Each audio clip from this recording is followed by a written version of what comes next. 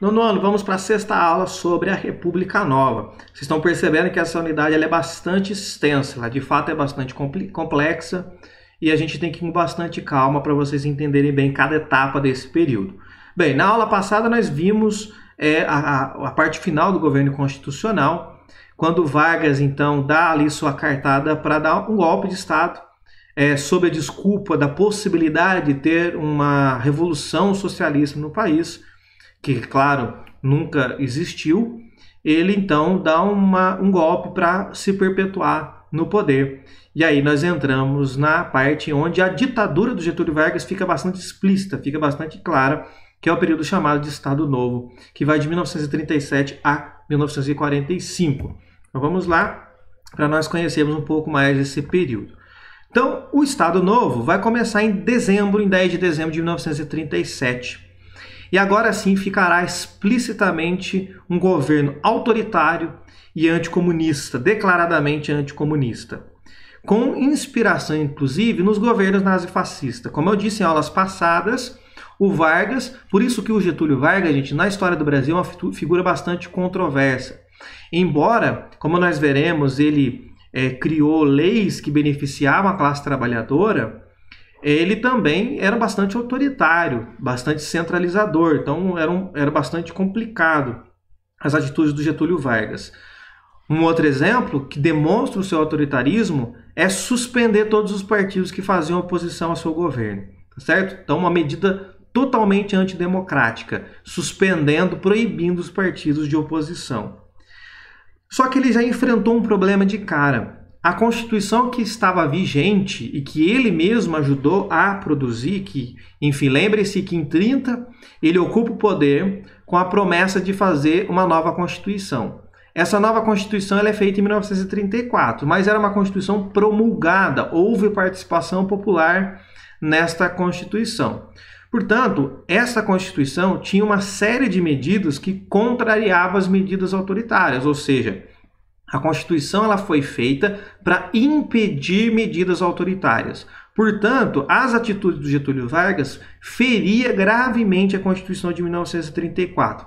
O que ele vai fazer? Ele vai obedecer à Constituição de 34? Claro que não. Ele vai simplesmente ignorar a Constituição e vai fazer uma nova Constituição. E ele queria que esta nova Constituição concentrasse o poder ainda mais nas suas mãos.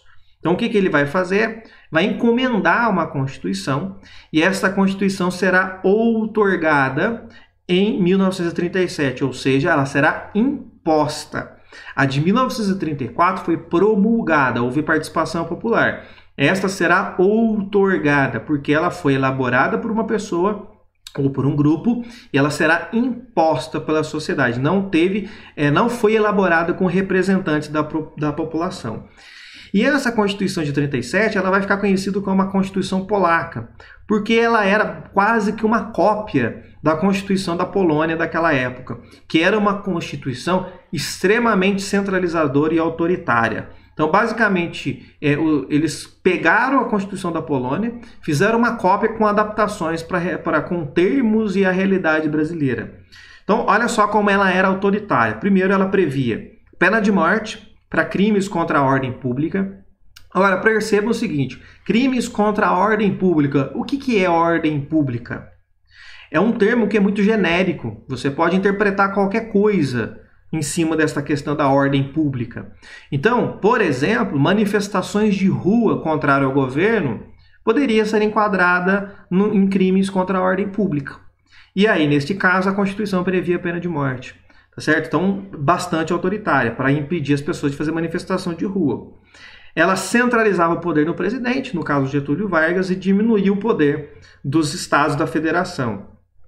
Criou um sindicato único. Então, veja, normalmente sindicato, gente, é feito por categoria. Você tem uma categoria de trabalhadores, eles formam um sindicato. O que o Vargas fez? Ele criou um sindicato único, que reunia várias categorias, e que esses sindicatos eram separados por região.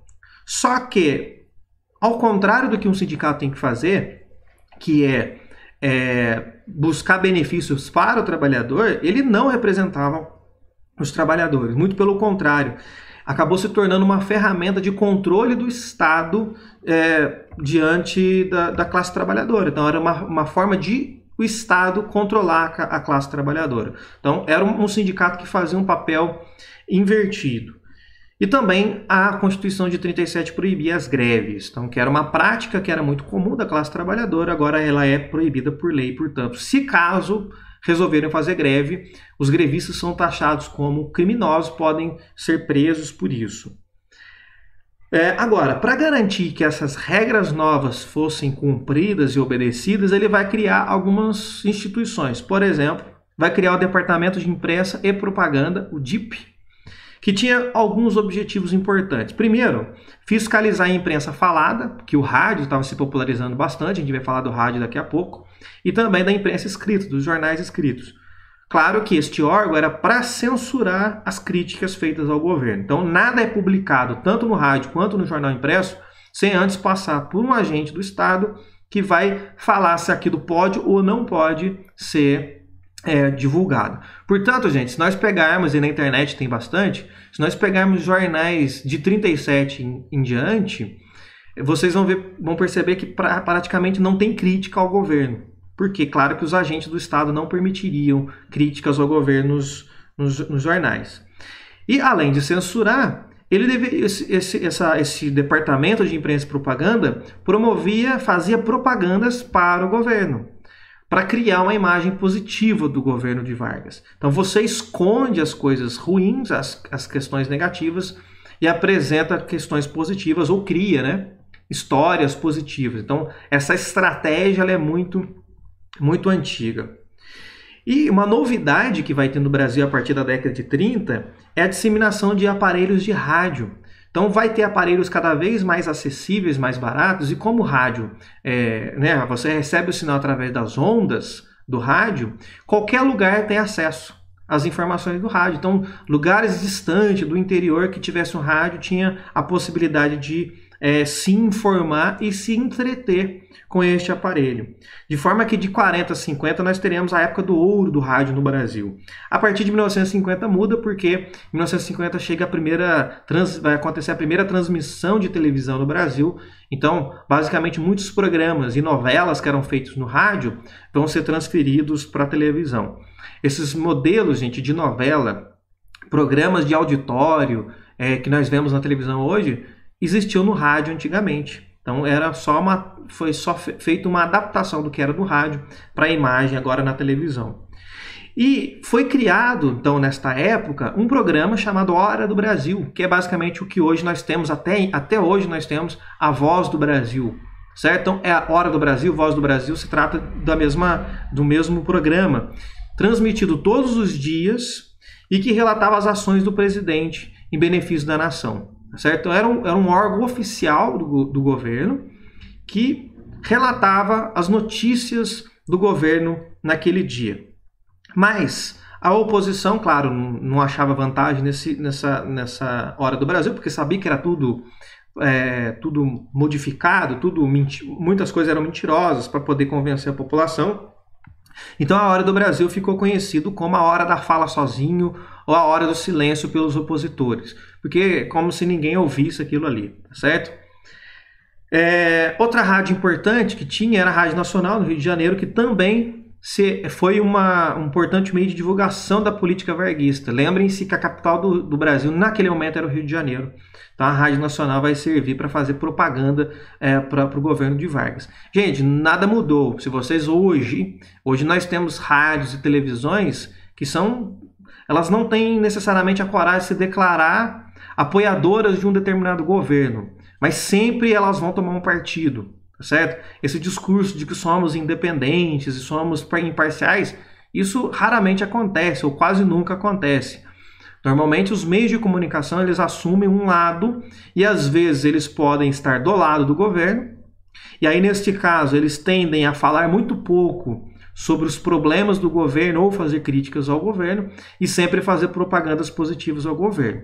Pode haver também aqueles meios de comunicação que são contrários ao governo, que aí constantemente vai fazer notícias que são críticas e que vai expor mais os lados negativos, as partes que é ruim daquele governo do que as partes positivas. Então isso sempre existiu. Então, essa questão da imparcialidade que os meios de comunicação pregam não existe. Hoje vocês podem fazer esse exercício.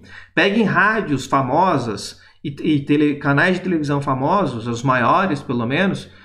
Ao perceber os noticiários desses jornais, você sabe se ele é a favor ou se ele é contra o governo, certo? Isso é uma coisa muito, muito comum. No caso da Rádio Nacional, para prender a atenção do ouvinte, dos espectadores, ele tinha uma programação bastante variada. Então ele tinha radionovelas, porque era um meio de entretenimento, certo? Então, as radionovelas eram muito famosas.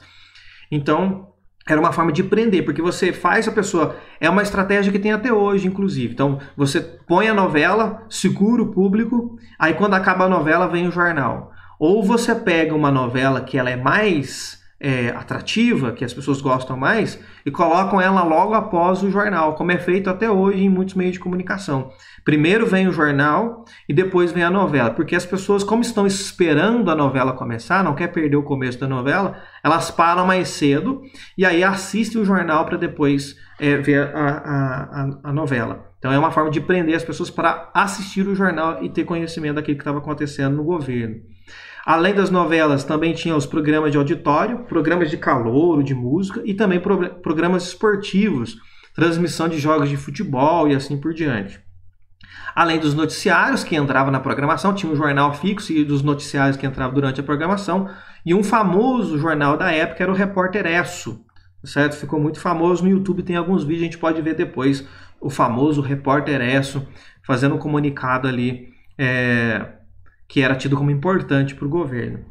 Então o rádio, além de ser usado para publicação de notícias e propagandas, ele vai ser uma ferramenta para colocar na cabeça das novas gerações, das pessoas mais novas, um nacionalismo muito forte. Além disso, publicava cartilha para alfabetização nas escolas, fazia comemorações das datas cívicas, como por exemplo o Dia do Trabalho, que vai ser muito importante nesse momento, já que o Vargas queria chamar a atenção da classe trabalhadora. Então nada mais do que pegar, aliás, afinal de contas é um feriado que tem no mundo inteiro, o Dia do Trabalho ser a data mais importante, como se colocasse o trabalhador também como uma figura mais importante do Brasil. Também será incentivada a produção de filmes e documentários para mostrar nesses filmes documentários o espírito brasileiro como um trabalhador, colocar o brasileiro nesses filmes de documentário, um brasileiro que é trabalhador, que é ordeiro, que é saudável, que é cumpridor dos seus deveres perante a pátria e perante a família. Vocês estão percebendo como que alguns discursos ainda existem até hoje? Então, gente, nada é novo, basicamente. Existem algumas novidades que é basicamente uma readaptação daquilo que já existiu no passado. Então, essa conversa de que o brasileiro é um povo pacífico, ordeiro, é um povo saudável, pode acontecer qualquer coisa que não fica doente, ele cumpre bem os seus deveres perante o país, porque a nação está acima de tudo, tem que preservar também a família, os bons costumes da família. Percebam que esse discurso que nós vemos retomar nos dias de hoje, ele vem desde a década de 30, é um discurso bastante antigo. E uma outra questão importante é que esse governo ditatorial do Vargas, o Estado Novo, vai mudar na mentalidade das pessoas e também na prática o conceito de cidadania. O que é ser cidadão? Para o Estado Novo, ser cidadão é aquele que é trabalhador, aquele que trabalha, ele é considerado útil à nação. Portanto, vai vir aquele discurso que, mais uma vez, nós vemos retomar isso nos últimos tempos, em que o trabalho é o que dignifica o homem, o trabalho dignifica o brasileiro. Se você trabalha, você então tem merecimento em ter os seus direitos adquiridos e tudo mais. Então, para que alguém fosse considerado cidadão, ele tinha que ser um trabalhador. Então, para que ele pudesse tornar merecedor dos direitos civis e dos direitos políticos dele. Agora, tem um problema com relação a isso. Às vezes o sujeito não trabalha, não é porque ele não quer, é porque não existe emprego disponível na região dele. Então significa, portanto, que ao não trabalhar por falta de oportunidade, ele é menos importante que os demais, ele não é digno. Na mentalidade daquela época, não. E esse discurso que nós vemos no Brasil, inclusive nos dias de hoje, o trabalho dignifica o homem e tudo mais. Bem, esse era um discurso que nós poderemos ver mais adiante, quando se a gente voltar lá na Segunda Guerra Mundial, falar da Segunda Guerra Mundial, em Auschwitz, lá no portão do campo de concentração, tinha uma frase semelhante a essa, que o trabalho é o que dignifica, tá? Então, enfim, o trabalho é muito importante e tudo mais, tá? Só que isso é utilizado numa mentalidade nazi-fascista e tudo mais. Não que o trabalho não seja importante, mas colocar o trabalho como um critério para ser considerado um cidadão, para ter direitos civis e políticos, aí nós temos um problema, porque nós sabemos que o trabalho não depende só do indivíduo. Bem, os idealizadores desse movimento todo dizia que o Brasil ele era carente de justiça social e de igualdade. Bem, se naquela época, se até hoje o Brasil é carente de justiça social e igualdade, se vocês imaginam naquela época que muitas pessoas nem consideradas cidadãs eram, certo? Se aqui eu estou dizendo que para ter um papel de cidadão ele precisa ser trabalhador, vocês podem esquecer que a comunidade indígena estava de fora, a comunidade negra estava de fora. Portanto, quem é considerado cidadão é o trabalhador branco, consequentemente. Então, aqui eles vão falar que aqui devia ter uma democracia política, vem com esse discurso de uma democracia política. Bem, o discurso é bonito, mas no final das contas nós tínhamos uma ditadura, certo? O Estado falava o seguinte, que por meio do trabalho vai diminuir as desigualdades sociais. Então, para diminuir a desigualdade social, basta trabalhar. De novo, é um discurso muito problemático, porque os trabalhos são diferentes e são remunerados de forma diferente. E a acessibilidade desse trabalho também se dão de forma diferente. Então, só trabalho não resolve o problema da desigualdade social. Mas o discurso deles era, ao fazer isso, nós teremos um Estado mais democrático. Tudo isso vai ficar conhecido, então vai ter também um impacto somado a isso ao chamado trabalhismo varguistas, que é uma série de regras e mecanismos que o Vargas vai fazer para poder atrair a classe trabalhadora e favorecer a classe trabalhadora.